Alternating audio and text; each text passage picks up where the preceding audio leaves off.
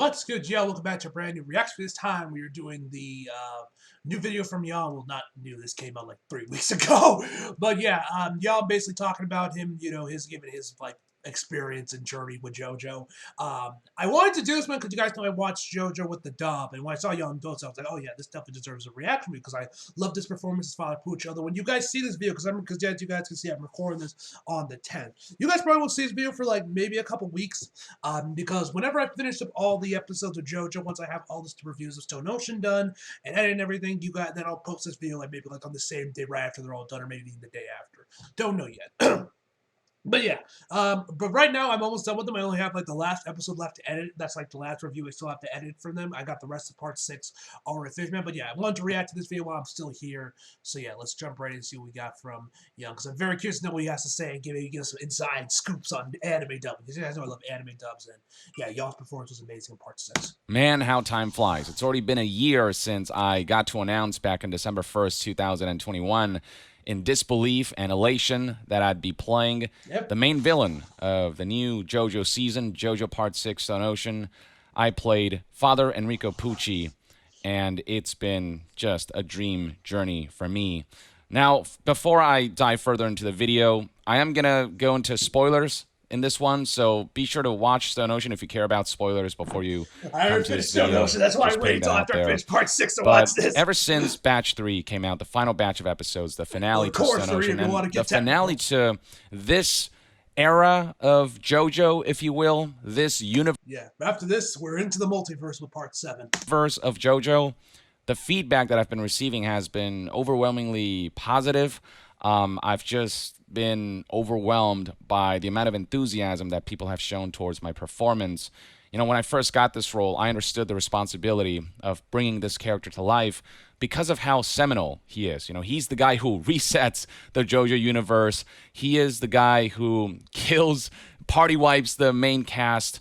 Though, of course, at the end, he does face swift justice, and the cast does return in their sort of alternate forms. But, you know, this is an incredibly formidable villain who had to convey many different things. Yeah, easily, Pucci is definitely easily the best villain of JoJo since Kira, man. It's Kira, then him, man. Easily my top 2, man. I love Father Pucci.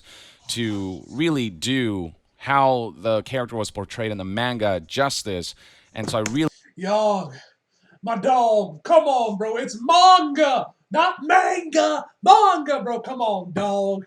Why you gotta do us like that, bro? Come on now. Really gave it my all, especially with this third batch where the villain really goes full villain mode. One of the important things for me with this character was to see that performance evolve, because he starts out really calm and collected and very calculating in the first batch, and then that sort of slowly evolves into someone who becomes more deranged, right?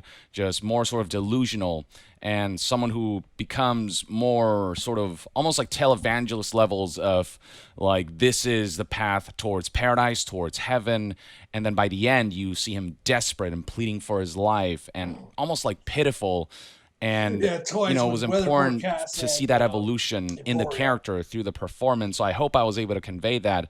And just a lot of people were really happy with just the performance of the third batch. And I'm glad that I was able to give it my all. And I'm glad that many people are so pleased by how that turned out. You know, I as an actor, especially playing some of these seminal characters, you know, you worry that maybe, oh my God, what if I don't do this character justice? But you guys have been incredibly enthusiastic, and your cheers and support really has meant a lot. So first of all, I want to say thank you. Now, something I want to do is interact with the fans and just talk about JoJo and this character. Yo, bro, so where'd I'll you be get these hosting a scans? signing live stream tomorrow on December 18th, 2022 at 2 p.m. Pacific.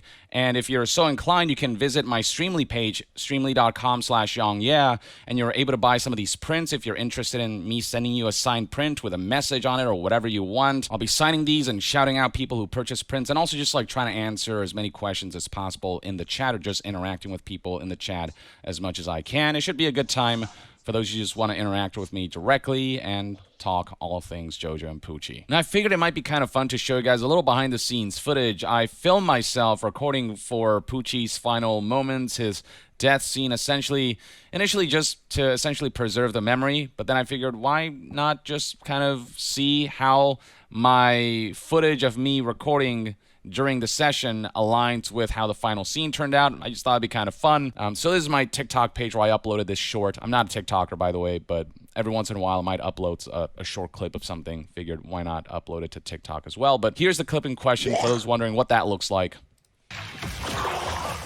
Go to hell, you insignificant little brat!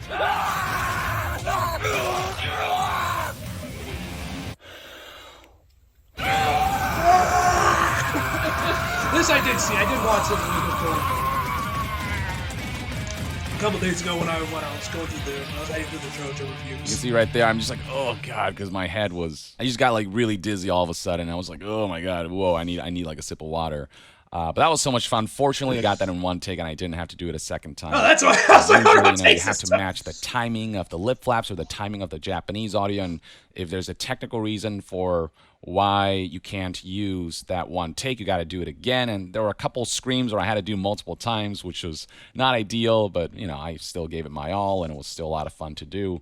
But yeah, I'm just glad that people resonated with Pucci's final moments and all of the epic events leading up to it. The third batch really was the most fun I had with a villain, because this is when the villain's plans really come to fruition. This is when he really kind of goes all out. He feels the power of God and anime inside him, right? And so I got to give very villainous speeches and really go full JoJo with it. I got to say iconic lines like "Made in Heaven." There's a YouTube clip somebody uploaded. The true purpose of this ability is to guide the masses of humanity towards everlasting happiness. Allow me to introduce you to my new stand, my gift to humanity. I shall christen my stand Made in Heaven! I've been waiting a year to say that line, and gotta say, I got some chills, and I finally got to shout the name of the stand, the oh so iconic name that causes the resetting of the universe. One of the really cool things is that I think I got a lot of room to play because I portrayed so many different characters. I portrayed obviously older Pucci, but also younger Pucci. I portrayed the Stand, Whitesnake. I portrayed Sea Moon, as well as some small little tidbits like one Tom Cruise. For what reason did fate choose to take my brother's life and not mine? And why do humans experience happiness and misfortune? Hey, McQueen. You're truly evil and a misanthrope, aren't you? You sentient bag of plankton! You're explaining things to me with unearned triumph and arrogance? How dare you! I've come to eliminate you for good, since you couldn't wait 2 more days. I love those voices for stands, man. Especially Sea Moon. I mentioned this in my reviews of the episode, but I love the little more robotic voice he used, man. And all of Father Pucci's insults are amazing, man. You sentient bag of plankton! Peak. Jolene! Cujo! Those titties are suspicious.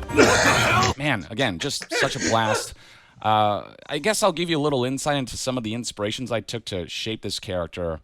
To get to that very villainy mode, I wanted to give him sort of a very theatrical way of speaking. This is how I normally talk, but Enrico Pucci, the way he speaks, it's very formal, but also very eloquent and also very musical. A little kind of like Darth Vader-esque, when he goes, you don't know the power of the dark side. It's like that very theatrical way of performing, because he is a priest and, he's someone who is really good at speaking publicly, obviously, and really good at convincing and really good at just preaching his gospel, if you will. But obviously on top of that, the character needed that layer of menace. And for that, I think took inspiration from Hugo Weaving, Agent Smith specifically. He also has a very theatrical way of expressing menace. And there's one line when I am facing off against Emporio, who kills my character, when I go, prepare yourself to die. That's why I elected to stop the passing of time at the moment you were most vulnerable. Now prepare yourself to die. Only by accepting your death can you be happy, Emporio.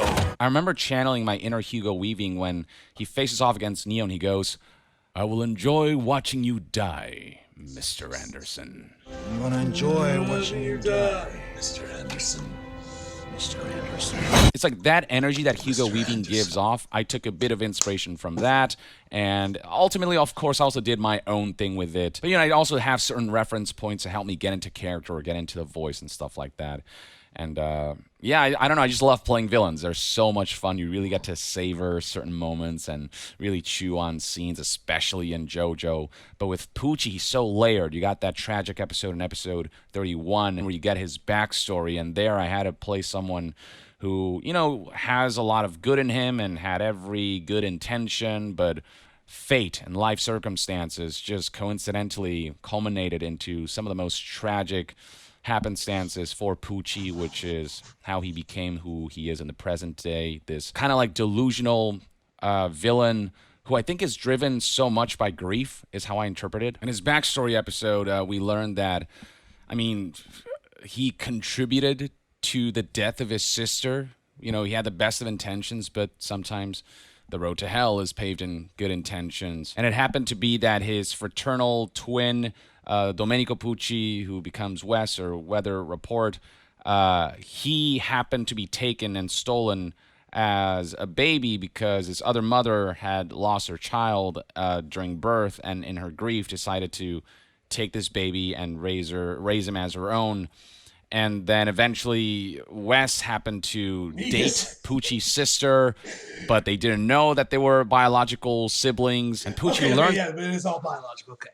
about this in a confessional when the mother confesses to Pucci that she committed the sin, but Pucci, because he's bound by, the code of a priest, essentially, by his devotion to God, he can't say anything. So he's trapped between a rock and a hard place, and he figures, I'm just going to hire someone to break them up. But they turn out to be these really evil goons who hang Wes because they discover he's associated with a black family. And so the sister, you can say the believing clan, him dude. to We be all dead, saw the manga decides version. I have It is no the reason clan. to live anymore. My heart is broken. I won't feel emotions again, essentially, and just kind of jumps off a cliff. Turned out Wes was alive, and when he comes it's literally just the ending of Romeo what and happened Juliet. to his love, he goes crazy, and he just decides he hates the world and hates everything and wants to kill Pucci at all costs. It's such insane levels of coincidences that led to such insane levels of tragedies that it just broke Pucci. It drove him mad with grief. Damn it all! Please don't let this be the end! Don't take her life away! None of this was Perila's fault! All she did was fall in love! I will do anything that you ask of me. Just please bring her back!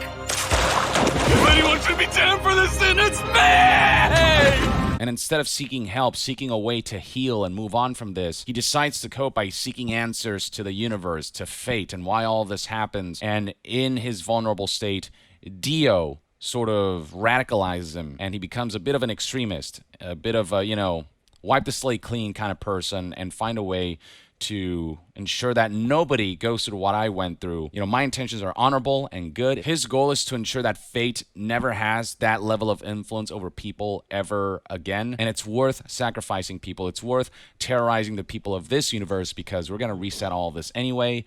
And the people who make it to the new universe, his thought process is if people are aware of fate and their own fate, then they can accept it and move on and just kind of live peacefully, knowing what's going to happen next. And he believes this is paradise. This is true happiness.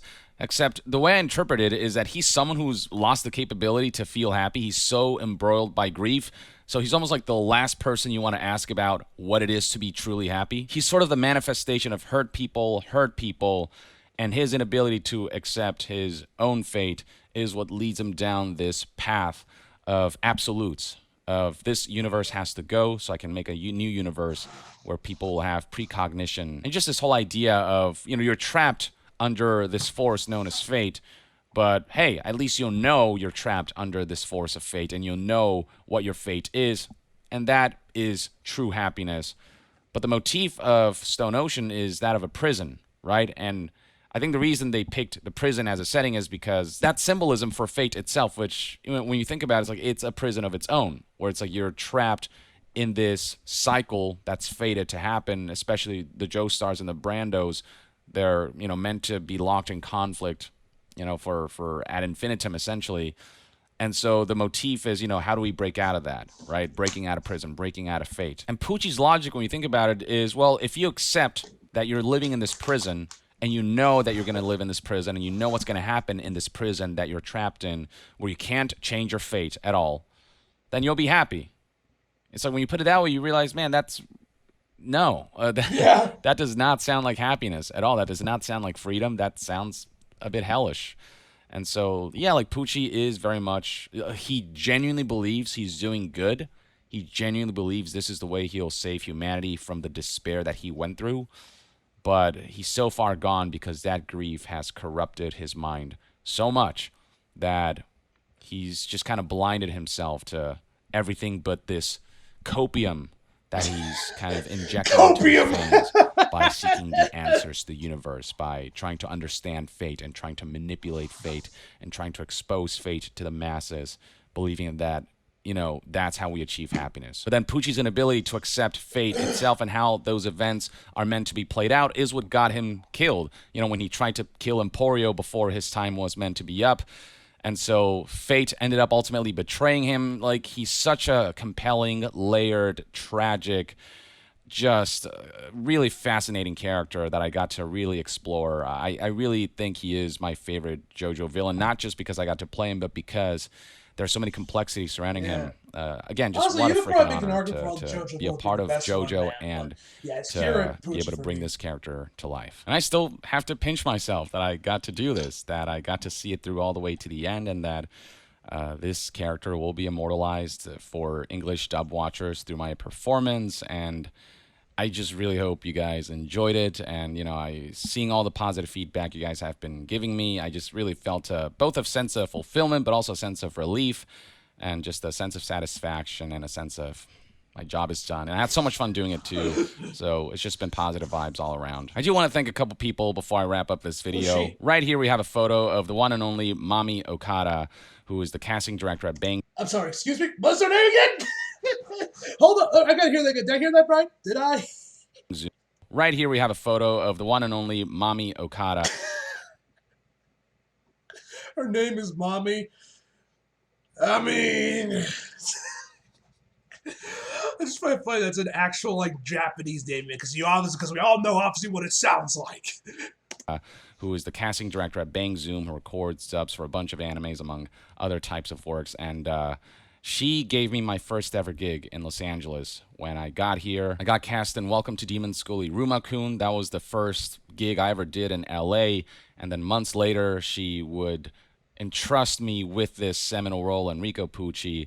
I submitted my audition, and fortunately she liked what I gave her. But you know, when you're handed a role this big, part of it is, you know, that sense of, you know, I trust this actor to be professional and to do the work and to be able to deliver what needs to be delivered. And the fact that she plays that trust in me means a lot. And just, Mommy, you've made so many of my dreams come true. I will forever be I'm sorry, I indebted can't to you. take that name seriously. Just thank you for everything. I Really. can't even- I took this behind the scenes I at thought it was Anime just some Expo shit-headed where we had this girlfriend. JoJo panel. It was this huge crowd. It was amazing, man. The enthusiasm of JoJo I appreciate fans the Bleach is merch. just I something appreciate the else. Bleach I got some representation, photos bro. here for those who are interested. So this is me just taking a picture alongside my boy. In the final session, this was after the screams and the death scene and all these things. After the session was over, Property of I just had to Netflix. find a way to memorialize this occasion, and so I took this picture. And lo and behold, the session after was for the Hey, man like skate. This is all a man of culture right here. Emporial's WA, man. He's a man of culture. He has good taste in games. actor who played the character that kills me, Casey Mongillo here, who plays Emporio, happened to walk in. We took a picture together in front of the monitor with the two characters facing off against each other.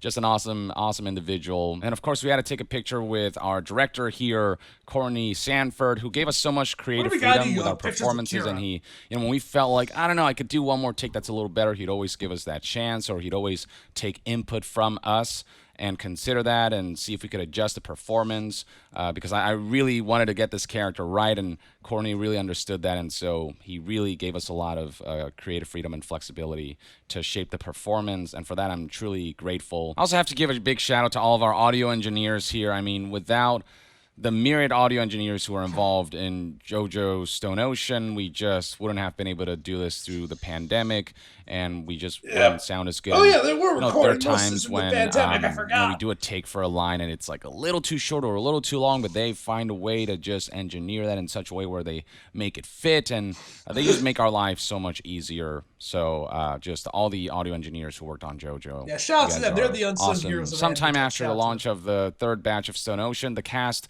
decided to do a little watch party. Where's Kira? Which one's Kira?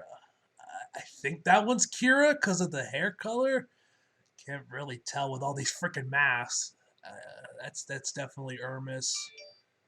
I think that either that one's Kira or maybe Art, but I'm pretty sure that one. But I'm pretty sure that's Kira right there. And just kind of celebrate the finale of Stone Ocean and the finale of this JoJo universe, this JoJo series together. And I mean, we got most of the cast here. We didn't get Brittany, who, you know, she had to be in Texas, but I mean, she did incredible as FF. Matt Mercer couldn't make it to this watch party, though. He did make it to the first one, and I mean, his performance as JoJo, obviously, you know, is pretty iconic in the JoJo series. Yeah, I mean, I used where's JoJo. Okay, yeah, that one. That's definitely Kira right there. That one's definitely Kira.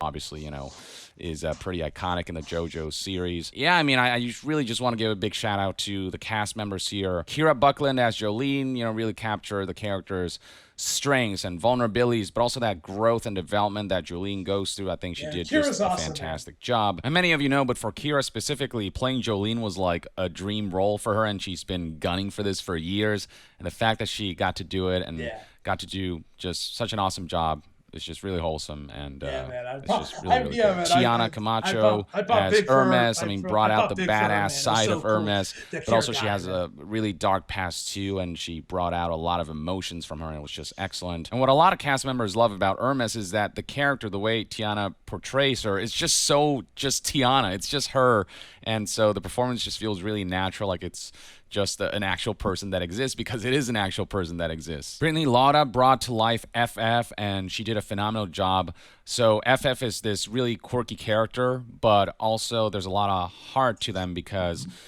I mean, there's someone who are looking for their humanity. FF is essentially a collection of plankton that takes over a human body, and they're trying to fit in. And so it was just really wholesome how that was represented. You can't help but love FF and the relationship with Jolene. It was just a really cool dynamic. Emporio has both got that innocence, but also has a pretty sad backstory. And so there's a lot of melancholy that comes through this character, but is sort of the heart of the story at the end of it all. And Casey just brings so much heart to it. I mean, Emporio made me shed a few tears watching through the dub. And as a fun fact, Kira and Casey are roommates, and you can really feel just how... Wait, they are? That's funny that Kira and Casey live together. That's funny. close these two characters are through the closeness of these two actors, and, you know, their interactions and those final moments just... really both heart-wrenching and then at the very end, really heartwarming. Stephen Fu is Weather Report, my brother in the anime, and, you know, our characters have a very complicated history. Stephen not only manages to bring out the coolness of Weather Report and Wes, but also that seething hatred that he has towards Pucci and just the I'm done with all of this thing called life because of everything that transpired. And it was just really fun watching our two characters face off against each other. He just really killed it as Weather Report. Howard Wang as Narciso Anasui, or as Anastasia.